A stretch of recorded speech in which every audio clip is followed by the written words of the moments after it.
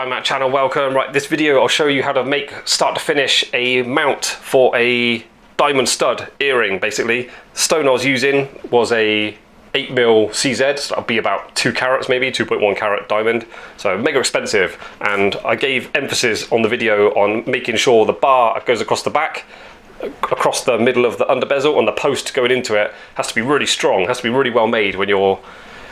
When you get to a level where you're getting your hands on really expensive gemstones, you've got to really make things properly. So I gave a lot of emphasis on making this really strong and double checking all the solder joins and stuff. So yeah, it's a little bit unusual. I haven't done one like this before. Square wire top bezel, square wire bottom bezel made individually, and I didn't make the sides flow into each other. Looking for the side, it's like top bezel and a parallel sides, and then bottom bezel parallel sides. So it's like a step in this round wire. So it's a bit unusual. I haven't made one like this before, but it works really well. It's good because it's quite low.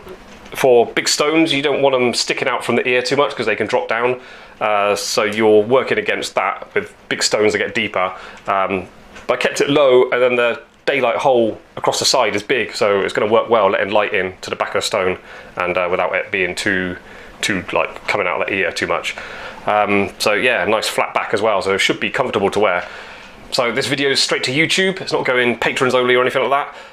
Watch, enjoy. If you learn anything, get some insight into how jewellery's made, or is entertaining or informative, whatever, do me a favour, click like and subscribe to the channel as well. Helps the channel grow. And yeah, we'll take it a step further. You can become a Diamond member. Look for a join button on the page. And then if you want to take it a step even further than that, a real contribution that makes a massive difference to me is to become a patron. So patron.com/Diamond Mounter. You'll get a shout out on the next upload after you join.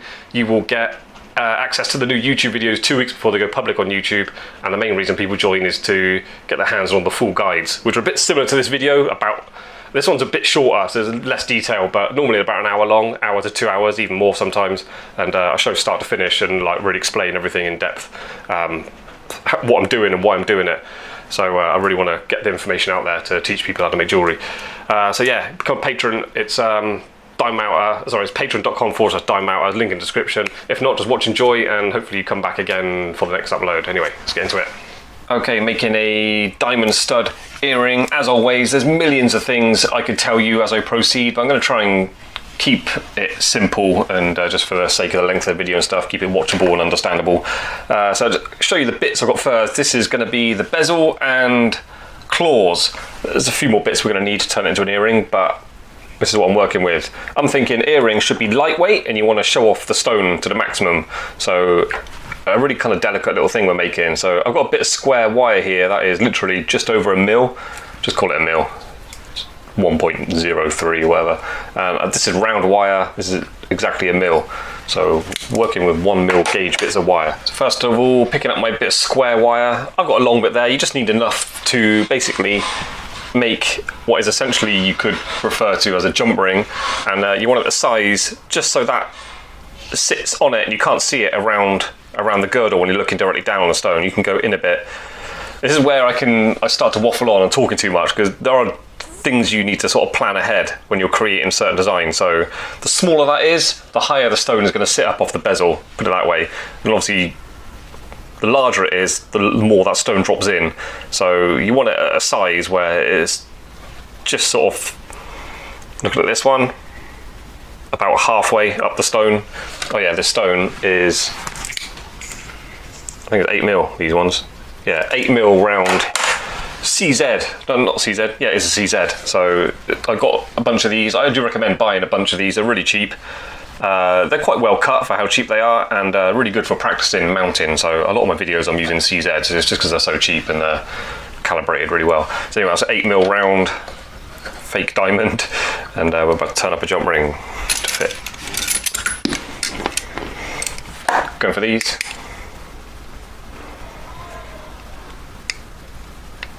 What I do is I do a bit of a curve, not always that much, and then put it on there. Just put the stone on top, and I've got a bit of experience because that is just about right. But yeah, you want to constantly be picking up your stone and testing it on the metalwork you're creating.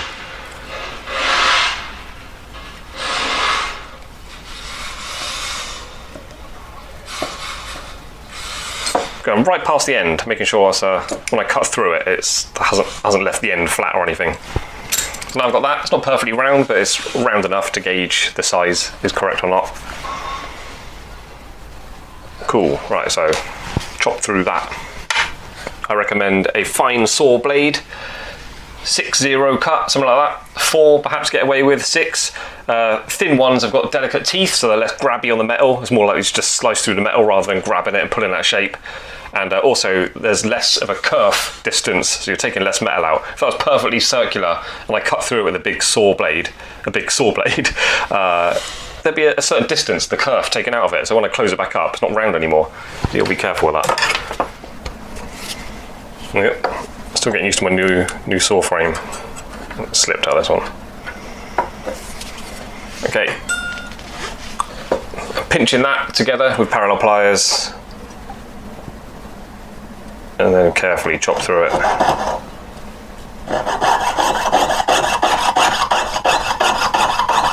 What I've done in the past is I've recommended that you hold things underneath where you're cutting, and then when you cut through it, your saw blade will jump through and it will hit your pliers if your pliers are directly underneath it, rather than going through and then nicking the inside of your ring there. Another thing you can do is just hold it at a certain position where it's going to go through and your blade's just going to hit that. If you hold it level with it. I don't know. Anyway, just consider, there you go, like that. A little bit of a safety net hitting that rather than going straight through, banging the inside opposite edge of your ring. Anyway, I'll shut up. Too much talking. Okay, so hard solder.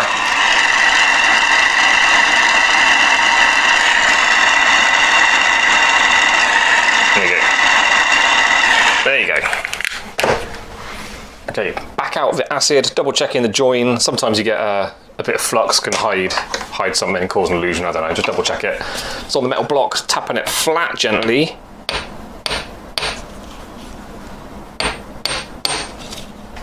Next stage, I like to tap it round in a collet block. So before you do that, smooth off any sort of lump of solder around the outside. If you use a minimum amount of solder, it shouldn't be too much work.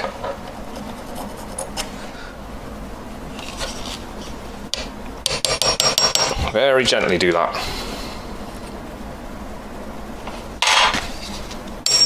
Make sure it's horizontal, and then make sure your punch is vertical as well.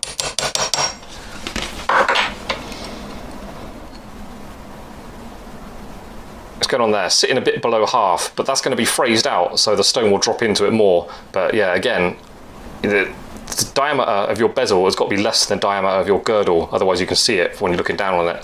Just having a close look at it, it's still not completely flat. Make sure it's nice, and then what I'm going to do actually is just buff around the outside to make sure the sides are parallel, because you can get little tapered little sections accidentally. Just have a close look and make sure you're finishing off something that's nice. So anyway, coarse whizzer. It's a coarse whizzer, just hold that in parallel pliers. Turn it on, usually helps.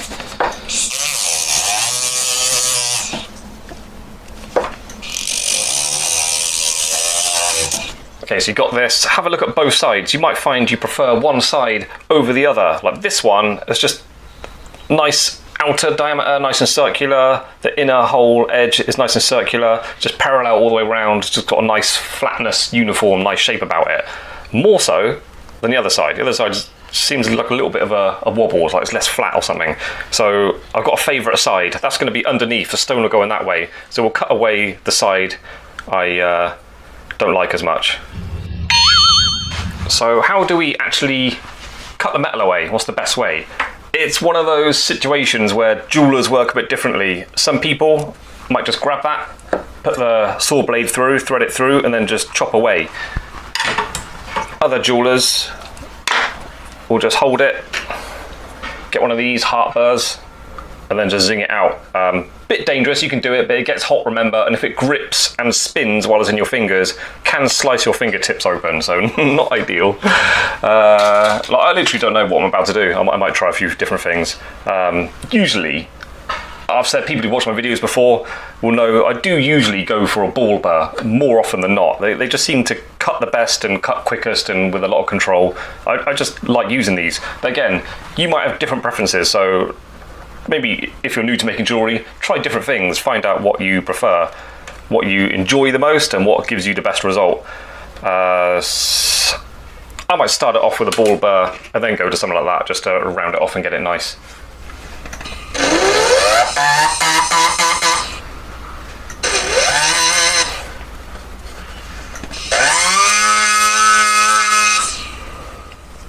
You can totally continue with the job, putting the claws on and stuff, without doing any of this. You can just save all this for the setting at the last stage.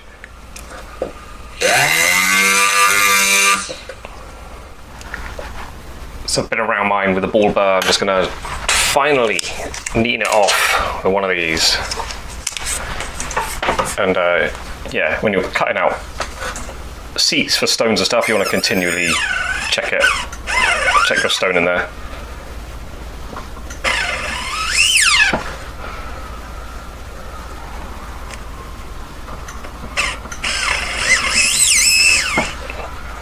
Alright, I think that'll do. Okay, checking it with the stone again. Drops in a little bit more, look. So we are good to move on. And next I'm gonna mark out the 4 positions for the claws.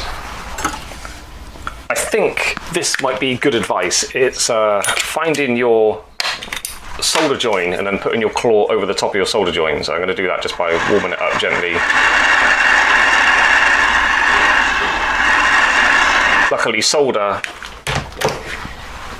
colorizes differently under heat to the metal, so it's easy to find your solder joints just by heating it up. So now I can clearly see that. I'm going to start by putting a little saw cut directly along that solder line, and then the other 3 claws will be positioned from this. There you go. There's quite a few different ways of lining up your claws opposite each other. Today I feel like doing this. Not necessarily the best way, it's just the way I feel like doing today.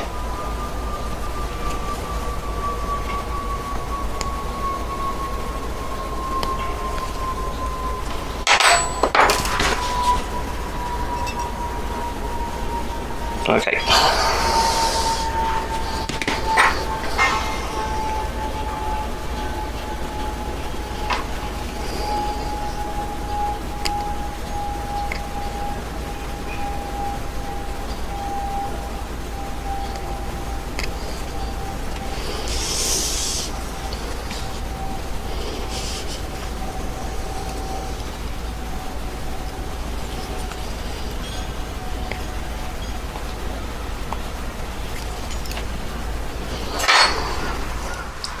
Into the parallel pliers, I'm just going to do the same as I did on the first one. Just put a little vertical line down all of them.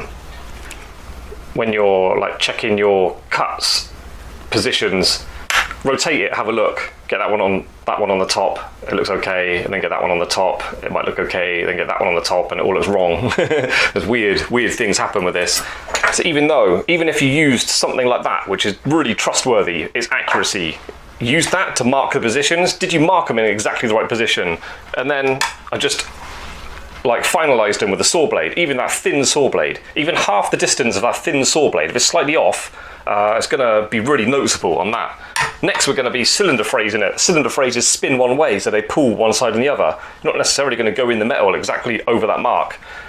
Putting the claw on, you might marked it perfectly, you might have sawed it perfectly, you might have cylinder phrased it perfectly. When you're soldering it on, after setting, the claw might go this little bit this way. It looked wrong again.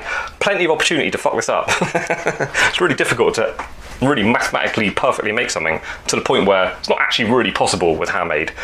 You can just get close to it and it's difficult to do. So I'm going to try and explain this clearly. You can see my bezel is quite a lot smaller than the girdle. That is important to know because I can't just phrase into the side of the bezel parallel, because then my wire would have to be cut completely away to get that stone to sit down. So that's no good. But I knew that from when I was making it. I think I mentioned earlier when I was making filming a scene, I wanted my claws to come out a bit of an angle anyway, so that's why that is the size it is. If it was slightly bigger, closer to the girdle, then you can go parallel on the sides. But because mine's so much smaller, it's got to be tilted back. So I need to look at it closely, understand what is the best angle. There is a bit of choice, but it just depends how you cut out the bezel. Cut more out the bottom, the claw sits in more of a steep angle, so it's whatever you want to achieve. So anyway, I'm having a look at it. I've got a bit of wire and just holding it on the side and just trying to understand what angle I need to cut out of that bezel to get the angle I want. My wire is 1 mil gauge. What I recommend you do is select a cylinder burr thinner than your wire, because you can get, it's easier to position more accurately a nice thin one over your saw cut, and then open it up with the correct phrase. You can either go the same or you can get away with a touch wider, and I'm talking like 0.01 mil or something like that, like a really close amount up a little bit you can get away with. But yeah, I think it's beneficial and something I would recommend people do when they're learning this kind of thing. But even now, I can go straight to the correct size phrase, but I have to be so careful, because if you start to slip one way or the other, you're basically making it too big for the claw to sit in, and then you've got a space either side of it that needs to be filled up with solder. Not great at all. So yeah, I do recommend, and I usually work like this anyway, yeah, start with a thinner one. It's more accurate and you can be more careful. And if you do slip off to the side with the thin one, you've still got a chance to open up the other side and it's still correct for the wire. So a thin one, please. So you've got your wire, you've got your cylinder phrase, you've checked the angles, you've turned on your micromotor. Parallel pliers again, star of the show. Try and find a way I can hold this securely. Yes, my fingers are well in the way, sorry about that.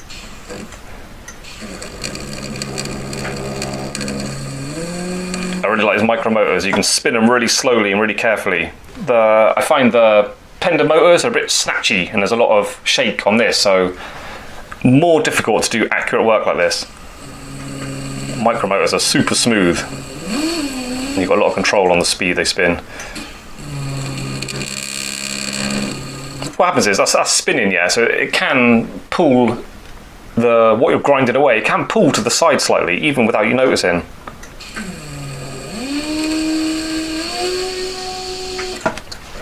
Okay, I'm start that off. I've done about half as much as I need to, but there's a good opportunity to check my wire again with the stone and bezel together. Am I going at the right angle? Yes, I am. I just need to do more of what I'm doing. So I've done all the phrasing, checked the angles with the claws, and I think we're good to go. Start doing some soldering. So I was planning earlier to solder these claws on individually, but looking at it now, I can't resist making a V. So cut off a bit of wire, we'll turn it into a V, and then obviously connect that one side, and then we'll do another one identical, and then connect that to the other two. It's an easier way to work. I think it's easier, quicker, and sort of more likely to end up with a neater, more accurate job. So I have to say it's the best way to work. It's not always what I used to do. Anyway, right, so let's V up this bit of wire. So a bit of wire in a pin vise, make sure it's long enough to do the job. I don't yet know how much I've got to file out the middle. It's not quite L-shaped, so it's not just like a right angle cut. I'm going to proceed carefully so I know what to do. So first one will be careful, second one you'll know what to do. So I'm going to cut that down about halfway-ish. Then with my tri-square file, cut into a little bit.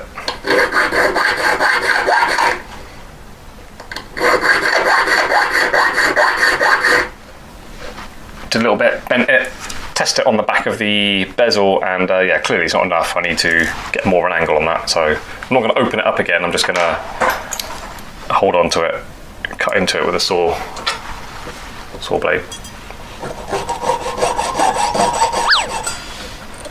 Yoink. Yoink.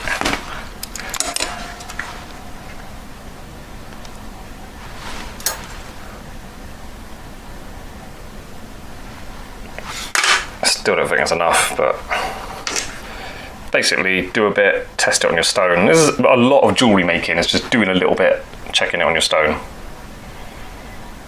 Yeah, more, as I suspected. So that's what I'm looking at when I'm looking at it through the loop. See, they need to go more up, so the claws are not sat in their seat correct at the moment, so I still need to cut more at the bottom of that V and get them to sit up even more vertical. And then they should be, if I've done the cutting correct, they should sit in that seat I've cut out for them, nice and flat, nice and snug, so good for soldering, and then also be pushing that stone up out of position. And when those claws are soldered on, that stone should not sit back down in the bezel. That's what I want to happen. So that means the claws need to be cut out a little bit for setting, and then the stone will drop down, and then the claws are nice and secure, set over it. So it is a bit tricky to do this, but you get it done by just simply checking it all the time. You do a little bit of work and then you check it. And when you've got one correct, you just do the opposite. You just keep everything symmetrical and proceed slowly. Okay, so I think I've got it ready now. I'll try and show you it. That wire is snug from top to bottom in the groove I cut for it, and it hits that correctly at the same time. I'll knock out of position now. At the same time, that stone can't sit down anymore. It's hitting the claws before the bezel. Good, that's what I want. That means the claws will need to be cut out for the stone to drop down. I like that for setting. That's correct now, so I'm just gonna touch a bit of solder on that to secure that in that position.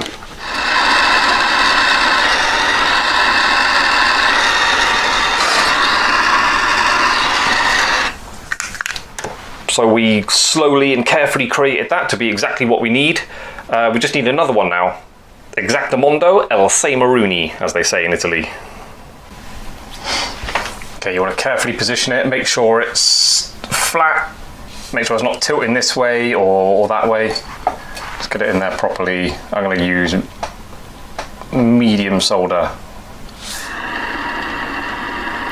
I've got aircon blowing on me, which is not great for soldering. Okay, I think that worked alright. Looks pretty good. What I aim to do is put the solder there on the inside edge, but then the heat from here sort of underneath from the outside, and that, as the solder melts, it pulls down towards the heat and goes around everywhere you want it to go. Okay, so get out the acid, double check your solder joints, flooded all the way around, nice and strong, and then check this out. I can show you clearly now. That stone does not drop down. You know, I said before, I want it so the claws have to be cut out for that stone to drop down. I think it's good for setting and finishing it off. So next I'm going to use the rest of this bit of wire I've got remaining to do the under bezel. So that's back out the acid now, looking around it with my loop, making sure the solder's flooded all around all the claws as they should. Double checking the stone. It's just what I wanted. That's not hitting the bezel anymore, it's sort of hitting both those claws. Those claws need to be cut out for that stone to drop right down. We need to do the under bezel yet, and you could make it at this stage, but I think it's better to get the next two claws on. We're gonna have to cut off that end of that V to get the next claws on, then reduce it to the height you want, and then when you see those four claws, the bottom of those four claws, then you know the diameter distance for the under bezel, and you can create it the correct size for the height you want. With earrings, you need to consider you don't want them too deep, you don't want them too tall, because they can droop on the ear unless people put the fittings on really tight, so they become uncomfortable to wear to get them to sit flat. So it's a problem with big diamond studs, getting them to sit flat to the ear because of the depth of the stone. So you've got to do what you can, but it's nice to have a nice open side as well. So you want to keep the earring as flat as possible, but have thin top and lower bezels so you can have a decent space in between them to let light in the side of the stone. Parallel pliers again. You ain't got to think too much, just cut them off. I'm going to use, you should use a really fine saw blade if you're nervous. Cutting through it, one of those cutty discs. These little grinding wheels would be quite good. What might even be better is these metal versions. They're much more, they're smoother, they're sharper. They don't cut, they don't really hack into metal like that does, but they do cut really nicely. It's quite a good tool. I'm just going to use a saw blade that's too thick for this job, because I like making things difficult for myself.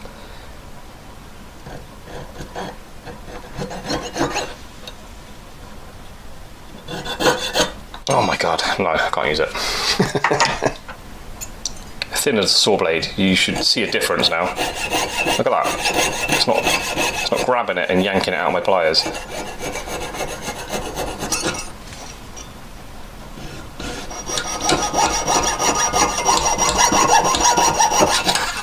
I'm not cutting it where I think it's going to be correct height. I'm just cutting it so there's enough of a gap for this second V to sit across it. And then cutting it where it's definitely too tall as well. So we can adjust it down to what we want. So I've said it loads of times on my channel before, I'll say it again anyway, I don't care, I think it's important. If you work accurately, it makes the next stage so much easier. Like they're cut out correctly, they're both at the right angle, so that V is made nicely as well. So just put the point of that V where it joins, just right in the middle. Just look at the side to make sure it's going straight down, look at that way, make sure it's not tilting left or right. And then it just sits there, because the grooves are cut out nicely. And yeah, if I'd just done a sloppy job, if I'd phrased them out the wrong position, it would probably not even sit straight. If they were just cut wrong, it might just slip about, or it might hold in the right position, but there'll be a bit of a gap and he's filling up with solder. That means adding more solder, getting it under more heat, spending more time under heat, so there's more risk to other solder joins running and stuff. More likely to have problems if I worked a bit sloppily, but because I worked accurately, this stage, it's a really important stage, this is going to be easy.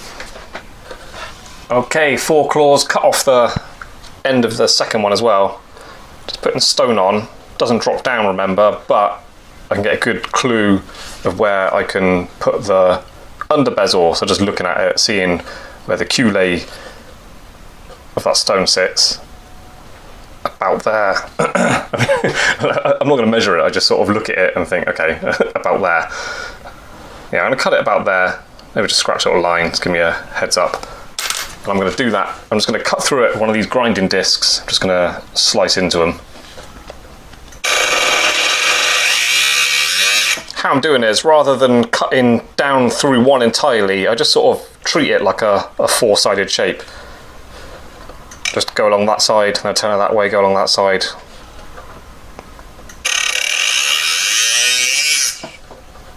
It just helps keep them, helps you keep it parallel to the top bezel. Okay, holding the stone in position. One thing I should have said earlier, I mean, I should have done it and then I should emphasize it now that I know. That V, my sides were not long enough, so double, triple check you've got enough length there. See, that claw's a little bit short. I can work with it, but ideally I was a little bit longer. Anyway, yeah, pushing that stone position, the stone after setting will click down a little bit more, so I'm looking at the distance of that point to the bottom of the collet, so I might shorten them a little bit more, but basically it's ready to go.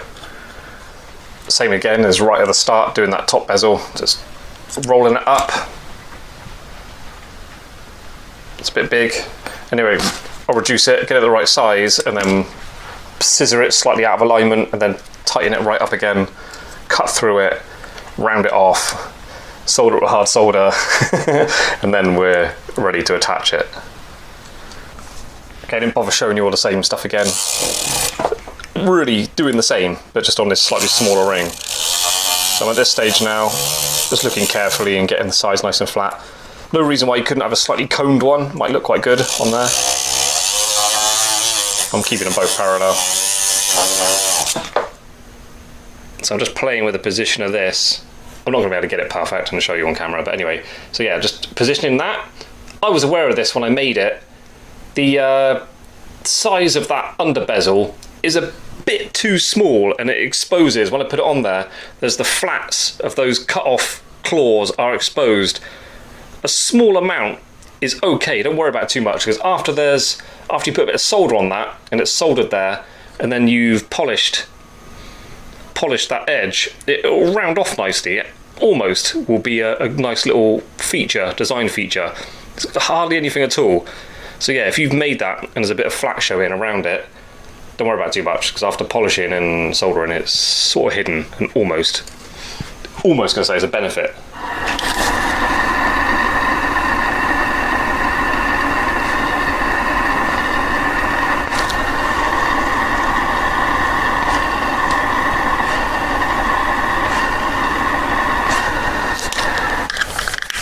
I recommend, after you've done I mean, work really carefully, get it really accurate, then only then do the solder. But even after you're sure everything has gone well, after the first solder, check it.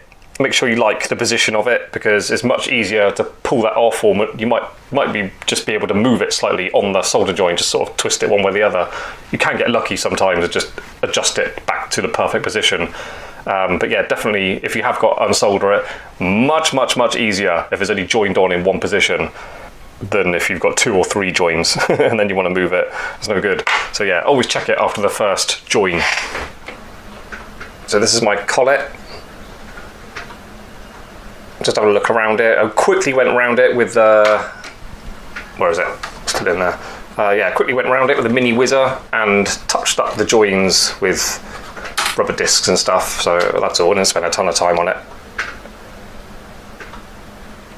If this was gold or platinum, I'd be putting string in there and polishing it all out. I'd get it all really nice and bright and polished around every little nook and cranny. But this is just a demo of how to make something like this in silver. So as usual, I don't truly finish a lot of stuff I make on my videos, but I certainly show you in detail how to make them. So next we need a post, and we're going to be putting a little bar across the center where that post will be soldered into. So I'll give you some measurements just so you know what I've got, compare it to what you're doing. The distance I've got to fill up going across is 3.8 mil. This is, it was square wire, I just milled it a little bit flat, so it's 1.04 the thinnest way, and then it's like 1.4 deep. Don't need that 1.4 depth, that's a little bit over the top. I'm going to solder it in, getting the inside edge flush with that under bezel, and there'll be a little bit sticking out top. I'll just file that flat afterwards.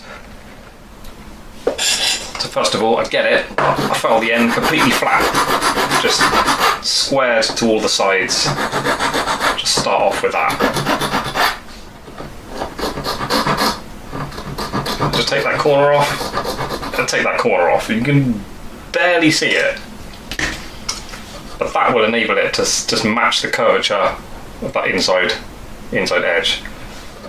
So there's no real sexy way of doing this. I've just simply put a black mark on there with a marker pen. I'm just going to hold it over the top. Scratch a little line there. I'm going to cut it off. Cut it off where it's definitely too long, and then file it back to fit.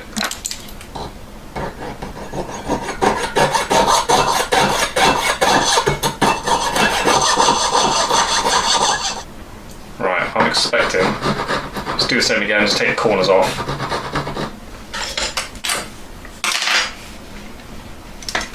I'm going to hold it in a pair of pliers. Try and wedge that in. No, a little bit too long. Anyway, I think you get a point, adjust it, get it just right. You want it just the length where you've got to wedge it in. If it's just flopping about in there, that's no good, or it's just falling through, no good. It's got to be tight. Okay, right, I've got it. I had to put that down and adjust it 4 times. So that now is tight.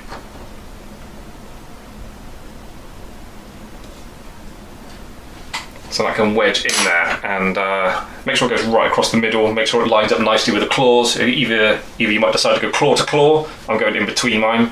Just make sure it's sat nicely and doing its job. Okay, so I'm going to show you what I've done up close. Can you see how it fits in there? That's rounded off the ends just ever so slightly, so it just fits nice and snug on that inner edge. If that was just straight across, it'd be a bit gappy. There'd be sort of space for the solder would need to fill up. So now those are tight, rounded off, so they're nice and tight, so there's not going to be a line after I solder it in and polish it flat and stuff. And it also sticks up because this is a little bit overly chunky, so I was thinking about that. Just getting it parallel with the underside or the inside side of the under bezel, and then that bit can stick up. Great, that just helps me out with soldering it, and I just file it flat afterwards. And that'll be a really strong bar in there. Help yourself avoid accidentally reflooding previous solder joins by only fluxing the spot where you want solder to flood this time. I'm going to flux both ends, but doesn't necessarily mean I'll do both in one go. So yeah, I'm going on and on about this part having to be really strong, but that doesn't mean blobbing a load of solder on. That just means making the piece fit correctly, and then use a small, normal amount of solder.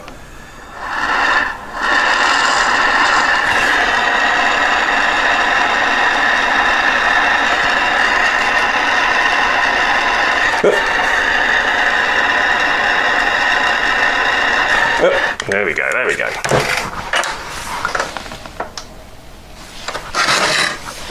Not just looking on top, I'm looking down the sides of that bar, making sure that's flooded all the way around.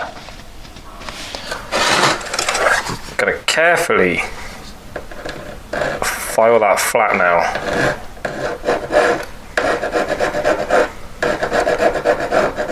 Even these relatively simple, straightforward stages of making things, like just file that flat, still will go really slowly and carefully, because if you tilt the file wrong angle all of a sudden, you damage your under bezel.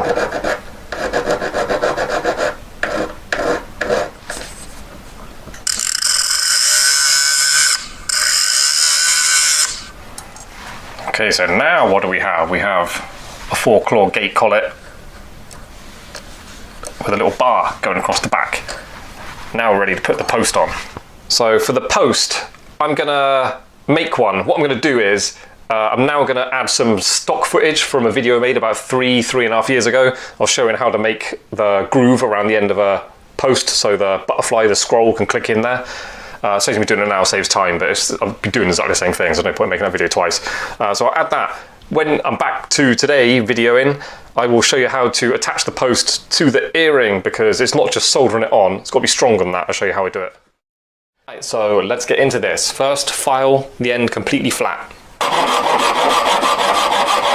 Put that post in a ring vise. About that much sticking out the end. Get a pair of dividers, open them up about, that's too much. Open them up about that much to give you a measurement. 1.8 mil, 1.82 mil would be all right. Get the end of your, what will be your peg, and then rest it on the wood and score around it. Try not to push too hard on the end, because you'll just scratch up the end. But I'm pushing more hard on the bit where I'm drawing the line, and I rotate it a little bit, give it another little dig, rotate it a little bit, give it another little dig, and go all the way around it.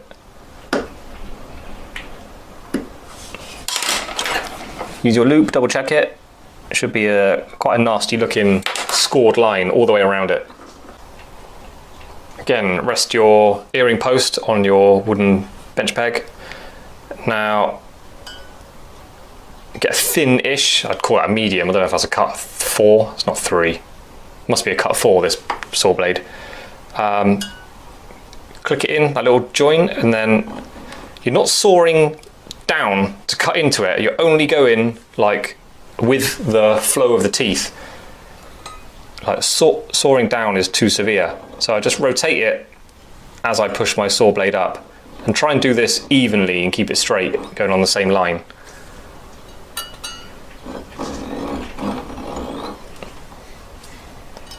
Just go around it a few times.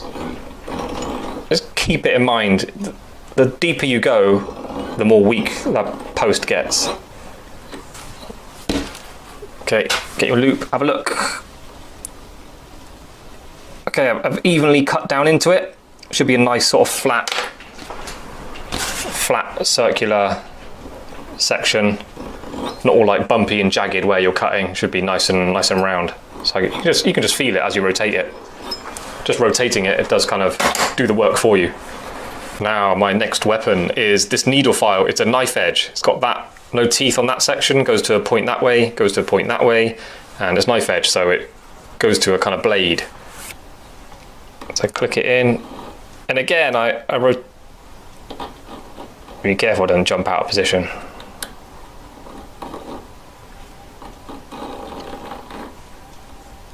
I rotate it as I'm grinding my file upwards over it.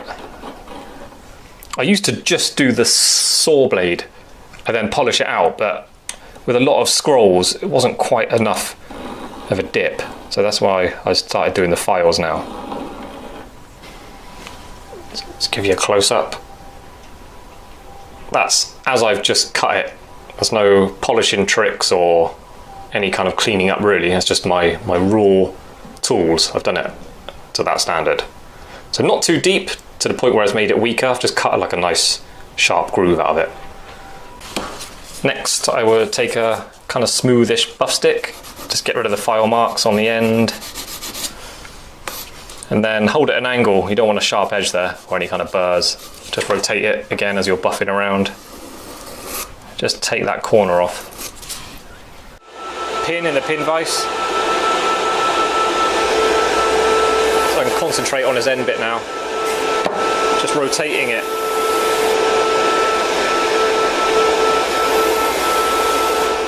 Hopefully you can see the neatness of that notch. Okay, get a small ball bar. We've got to put a little hole in that so we can peg the post in. So I don't bother measuring it. If you really want to go for it and make sure your dip is halfway across, use dividers, just go one side and the other, find out where the middle is.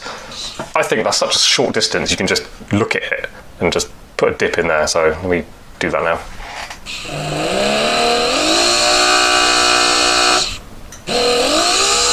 Be careful not to slip over the edge because it will gouge it quite badly if you go over the edge of that little bar. It'll ruin the look of it. So anyway, that's just a guide for my drill. Select a drill bit, the same, yeah, try to go for the same as your post if possible. Again, with the same as the claws, phrasing out the sides of the bezel for the claws, you can get away with a touch wider, but ideally don't need to. So what's this? That's a little bit narrow. That's so close, I'm going to put that in and perhaps move it around a little bit to open it up. It's literally hundreds of a mil smaller.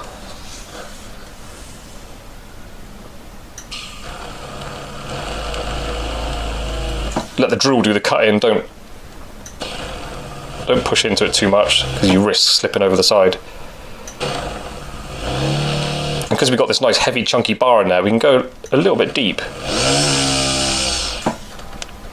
Okay, next your post, get that really flat, then take the burr off ever so gently, just wipe it on your file, a bit of an angle, that's all you need for that. Just rounds that corner off ever so slightly, just helps it sit in that drilled hole we just did. Okay, this you might find fun. We've got to get a tiny little ball of solder on the end of that post. I'm working on a soldering online course at the moment and I'm giving people training on doing this. It's quite tricky. So on easy solder now, which makes it even more difficult to get it to ball up, because you're more likely to just overheat it quickly and it just all runs to the side. So go with a gentle small flame and warm it up slowly.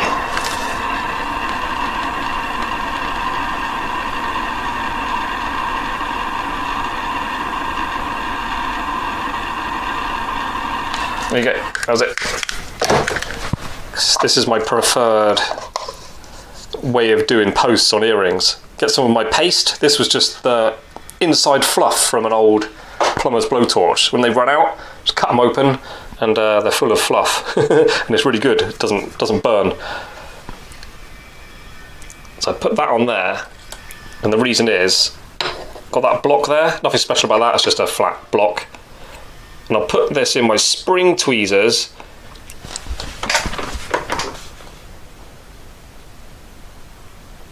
and that just sits in there like that. And the reason I got it in that paste is, for some reason, these spring tweezers are always a bit twisted. They never just hold things nice and straight. So I get that vertical coming out of the earring. I look from this side and it's tilted that way. I can just push that into the paste and straighten it up. Take it back round, a little bit there. Oh, I just knocked it out. There you go. So you want the post coming vertically out the surface. Okay. Okay, right. Now I've got a little bit of solder on the end. All I do is just heat that up and it solders nice and neat. Just for the extra bit of faff, setting it up and getting that solder on the end, it more likely to do a nice neat job rather than flooding up the post or going across the back of the earring. If this was gold or platinum, this would all be polished now before I'm soldering these together. Obviously my wire is really long. If that's a normal post, obviously just be a bit closer. That would be a bit further closer to the earring. It's actually quite nice having that pinched over the end of a peg. Stops you accidentally overheating it and melt on the end. Unlikely doing this job, but it is good when you can put tweezers over the end of a bit of wire. Anyway, let's just do this.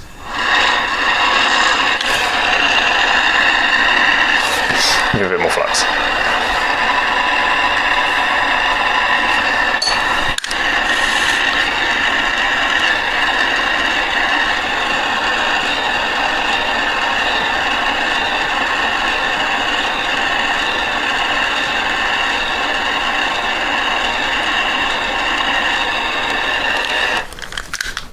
That flooded. I don't think it went all the way around though.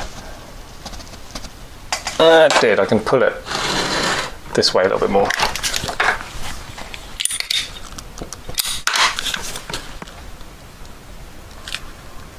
Doing this kind of thing is harder in silver than it is in gold and platinum. So if you can make one of these in silver, you'll be fine in platinum and gold.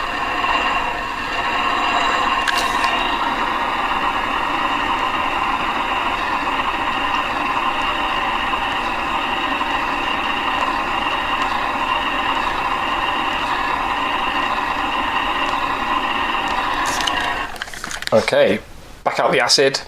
When you get to this stage, you should have a post that's on there, neatly soldered and really straight, but mine's not quite perfect, so I put parallel pliers over the entire length. I don't even pinch it right at the bottom. I don't want to risk this this post looking bent at all. So grabbing it with the parallels keeps the whole thing straight, and I'm just tweaking it down so it's coming out of that. Really, really minor. That was it. Have a look. You can always spin it in your hand and see how it turns. If it's got a nasty wobble, it's obviously not coming out of the back straight. And there you go, that is it. Apart from obviously setting to finish it off, that's how I make a diamond stud.